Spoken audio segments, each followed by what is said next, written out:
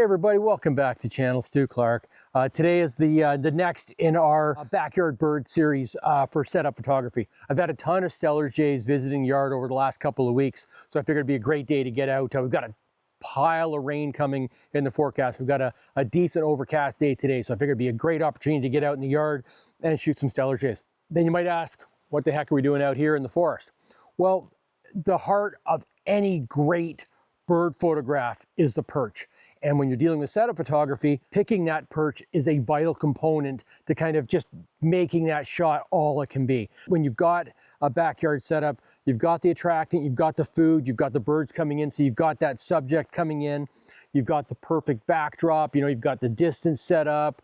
If you watched my previous videos on this, we talk about kind of the height and distance and kind of getting it so you've got your background nicely blurred out, you've got that perfection. So the missing key component in this is trying to find the perfect perch.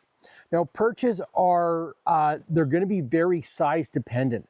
Depending on how large your subject is will definitely make a difference for the type of perch you go out looking for. It's amazing when you see the difference of the actual physical size between a chickadee and a Steller jay. A chickadee's 5 inches, Steller jay is about 10, 11 inches. It's a much larger bird. So you've really got to take that into account when you're trying to pick your perch. With Steller jays, they are a bird that really likes to stage. So they will come in high, they want to land high, and then they'll bounce down to your perch setup. So it's trying to take advantage of that behavior. So I like to have a nice vertical perch. So a nice mossy stick or stump is ideal. So that's going to be the first component. And then we're going to be basically putting the food out on a bench platform feeder that we're going to want to have a nice backdrop kind of setup. So basically you want them coming from the high perch, which will kind of set up against the cedars, bouncing down to a really nice perch above the feed. So that way it's kind of pop, pop, and then they're going to jump down to the feeder and feed and then fly off. So we're going to be looking for kind of 2 specific perches that are going to really complement the Steller jay, and especially with the fall colors, we're going to look for just some nice colors. We want to get some fall colors in the perch if possible. Definitely mosses are obviously, there's all kinds of mosses and everything in this area. So yeah, let's kind of have a wander around. And when it comes to perches, just be aware that, you can't just go into your local public park and start taking things. You have to be aware of the laws and everything where you are. Okay, right on, let's have a little wander around and see what we can find for perches. A log like this would definitely make a nice backdrop perch. A little bit heavy and quite attached.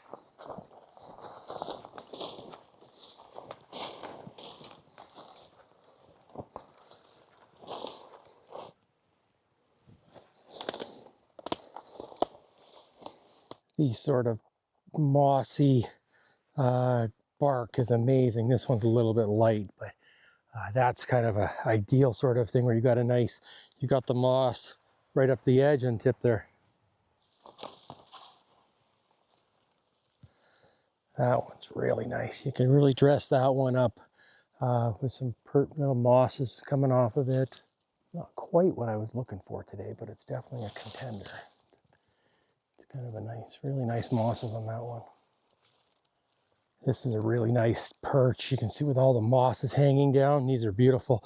One thing to be aware of when you're trying to pick a perch like this is which side you want to anchor it from, depending on the bird you're shooting.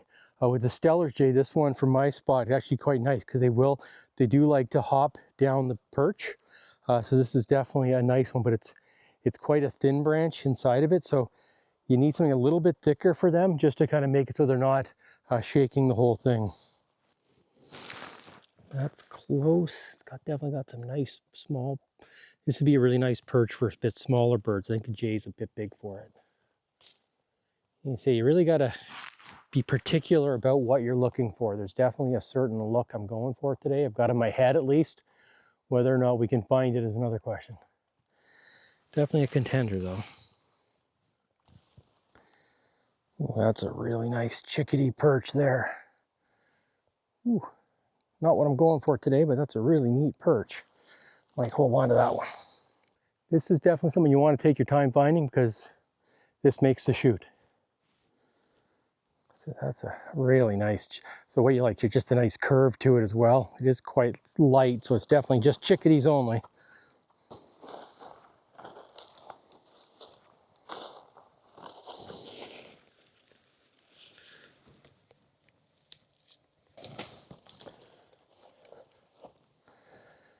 Okay, we got really neat mosses there. I love that little mushroom.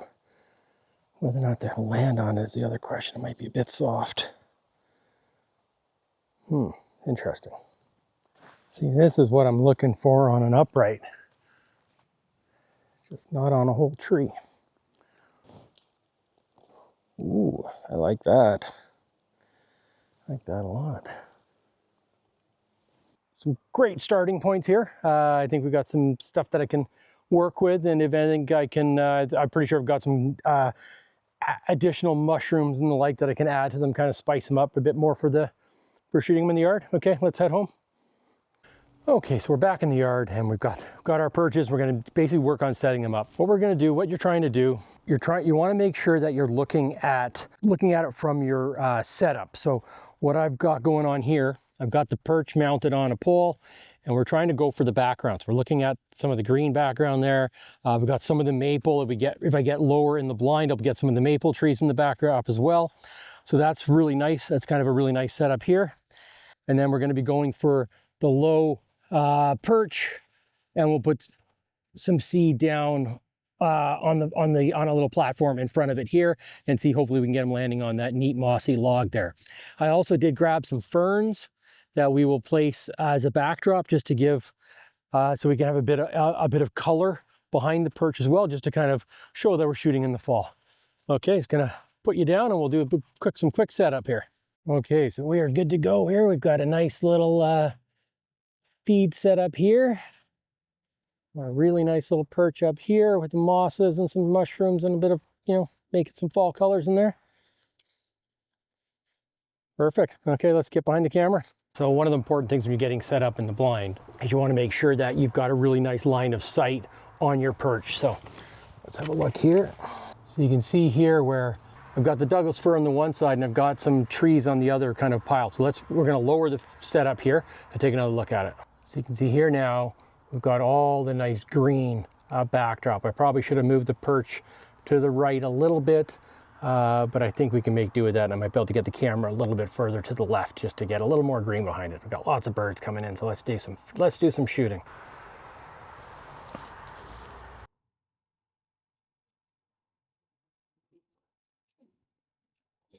With a perch setup, I typically like to be 1/250th would be kind of a good base shutter to keep the ISO as low as possible. It's a reasonably dark day. It's kind of mid-October, or getting late October, I guess now. So it's quite a bit in later afternoon. So definitely getting lower light. So to keep the ISO a little bit lower, I like to shoot, 1/250th will generally give me most of the shots I'm looking for in this sort of setup.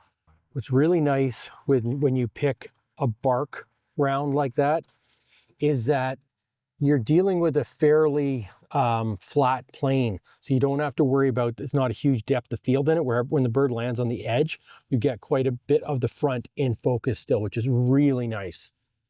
So shooting 1/250th, f5.6 in that 2500, 3200 ISO, which with this camera I'm super happy with, especially using Lightroom denoise and Topaz sharpen. That combo is just amazing. And I said with the Z8 3200 ISO, no concerns at all.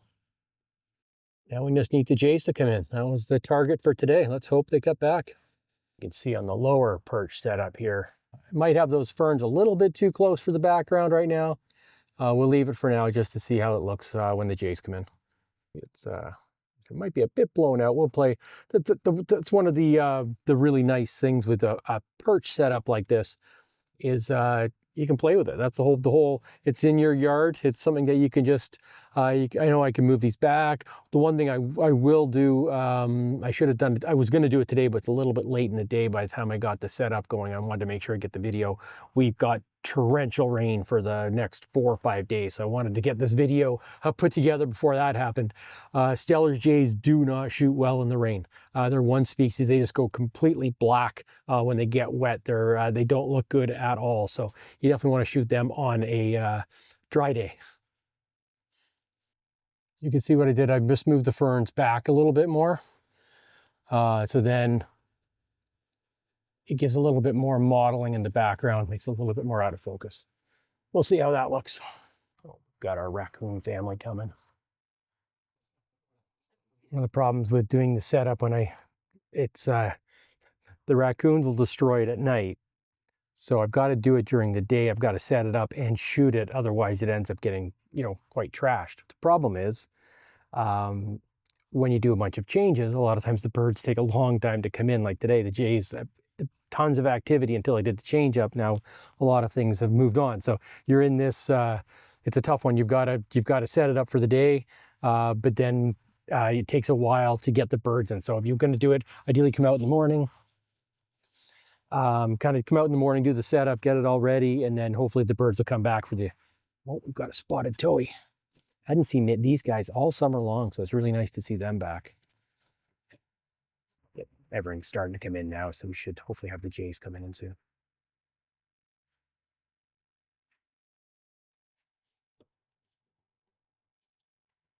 I'm gonna go move those ferns. I think they're a little bit too distracting. We've kind of got a nice green background, and I think they're a little too bright for the Steller jay, so it's gonna go and push him along.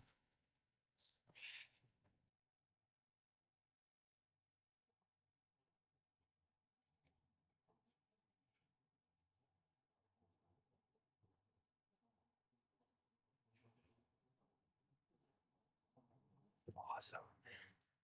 Totally nailed him calling. That's awesome. We got the raccoons coming.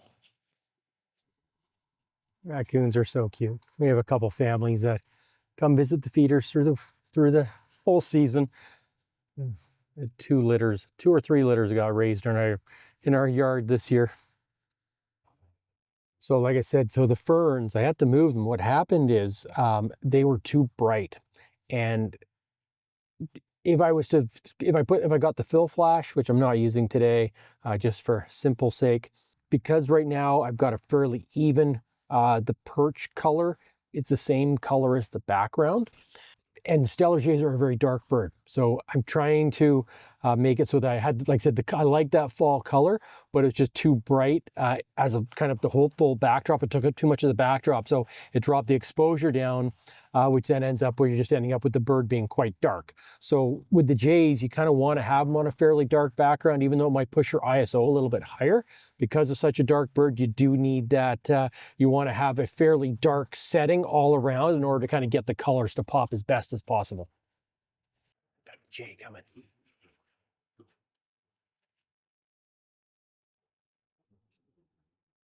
Lots of chickadees and juncos coming in.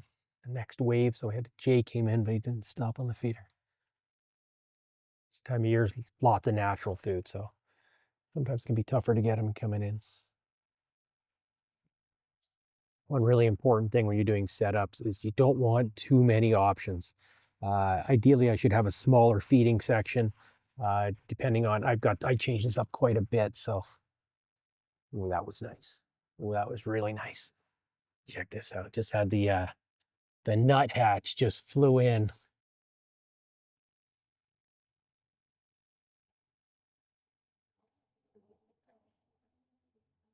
Look at that.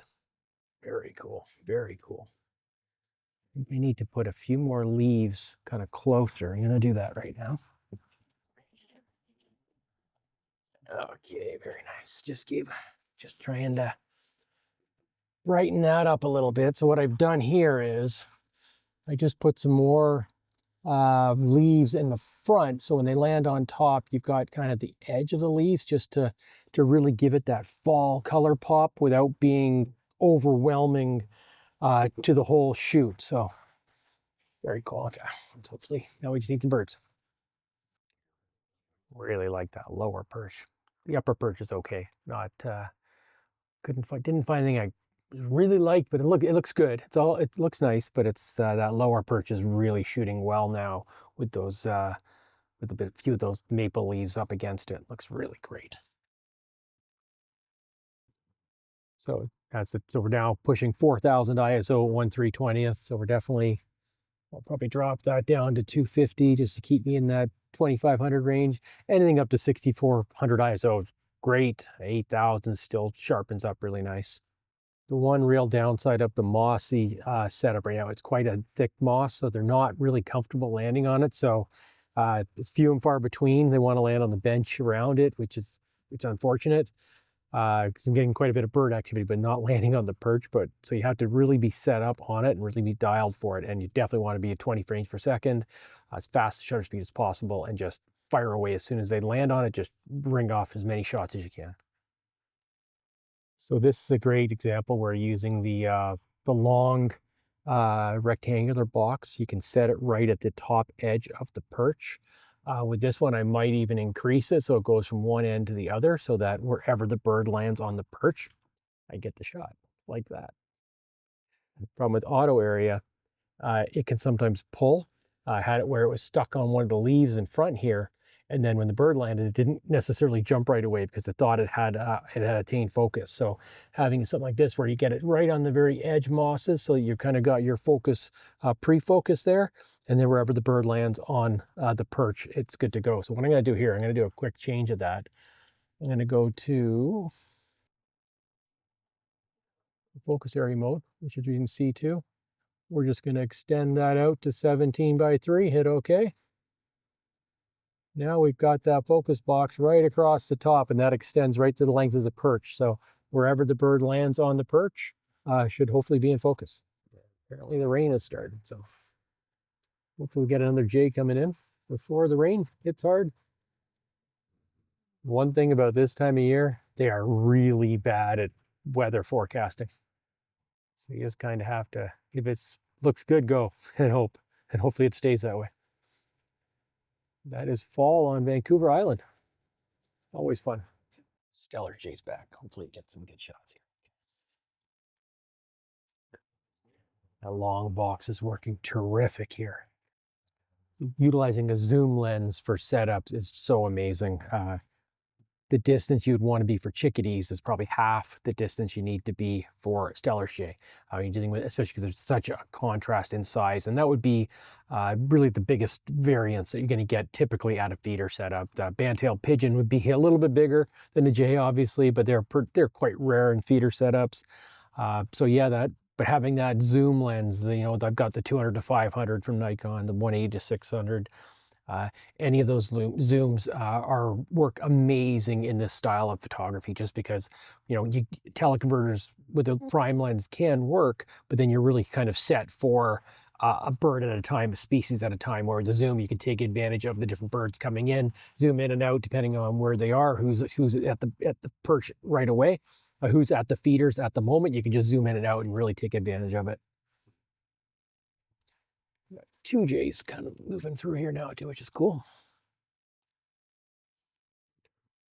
Some of you may have noticed I switched up to the Rode Video Mic NTG from the Comica VM20. I'll be doing a chat about that coming up. A bigger upgrade than I expected. I'm very happy. So we'll get into the details of that shortly. One of the things when you're doing this setup photography, I spilt a bunch of the seed. I took the seed feeder down. I spilt a bunch of seed below. The jays are going right to that. So you do have to be quite careful in order to kind of maximize your opportunities to really kind of consolidate the seed down to a smaller area. I haven't been out in the yard a bunch, so I've been feeding a lot, so there's been quite a bit of food out, just trying to get as many birds coming in as possible over the last month here. So I've just been kind of putting food out, just trying to attract as much. We had such a slow summer, but as the fall birds have returned, we're getting a lot more activity. So I'm just trying to really kind of take advantage of that, just kind of feed. I haven't been out shooting, though. I've been having some phenomenal days out in the woods. Northern pygmy owls, saw-whet owls. I got a bunch of saw-whet owls coming through a migration that were just absolutely spectacular. So much fun to shoot. So yeah, it's been, but like I said, just kind of keeping the food happening, keeping the raccoons happy, the squirrels happy, and then it's been great because we finally had the jays and the towies and the like start returning, which we hadn't seen for the whole summer. Oh, just missed it. He jumped up on the log and talking instead of paying attention. So, and he's off. So what I've done here is I put another mossy perch, put some bark down below, and I put a mossy perch. So the seed is just on the other side of this, but it gives me a shot. If they land on the mossy perch, I've got kind of a nice backdrop and you're not seeing any of the seed. So I'm just trying to hide what they're feeding on, gives me a bit more of a natural shot.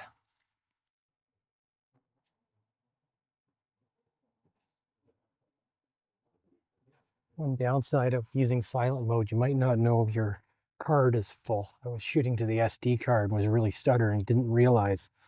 So something to keep aware of, just silent mode. Use it when you need it, not necessarily all the time.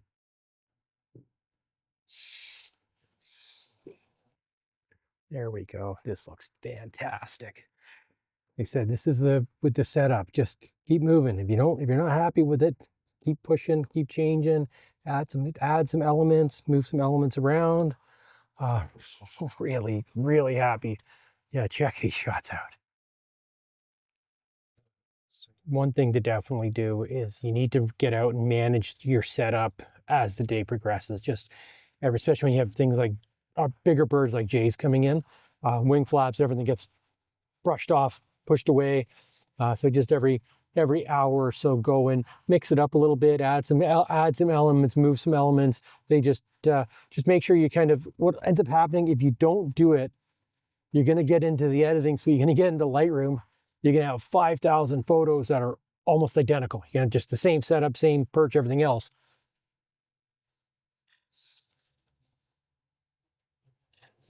I say just get creative with your whole setup, and then when you get into the editing suite, you've got some variety in your shots, and hopefully it's not just same old shot for every single one.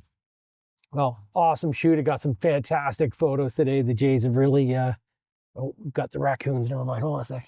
Really appreciate you joining me today. I hope you got some great info out of this video. It's always fun to get out in the yard and shoot the birds as they return, especially our fall birds on the island here. I get some amazing birds come fall, winter time. So yeah, if you enjoyed this content, please consider liking and subscribing. Until next time, we'll see you out there. Take care.